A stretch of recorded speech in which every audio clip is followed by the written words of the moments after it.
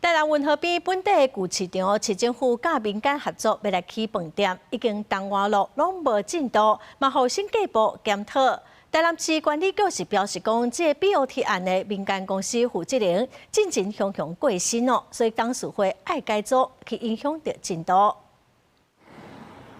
佇台南河樂廣場邊仔的舊魚仔市，看起來是拍遠去啊。雖然最近幾年有設計一寡裝置技術，也是罕有有人注意到。不過，這個地點市府佇2023年以 BOT 的方式引進民間來投資5.6億，按算要起觀光旅館。不過，簽約到答應過1年半，雪紅發現完全無實際工程進度，予審計部台南審計處點名檢討。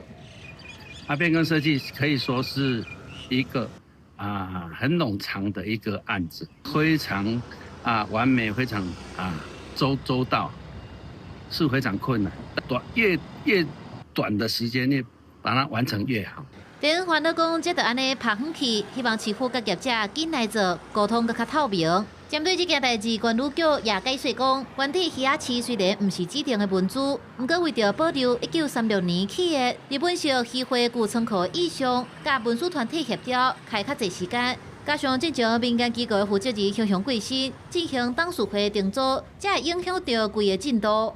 115年3月10號取得建造，目前新董事會要求就投資增額差距的部分，必須要先進行財務計劃的評估。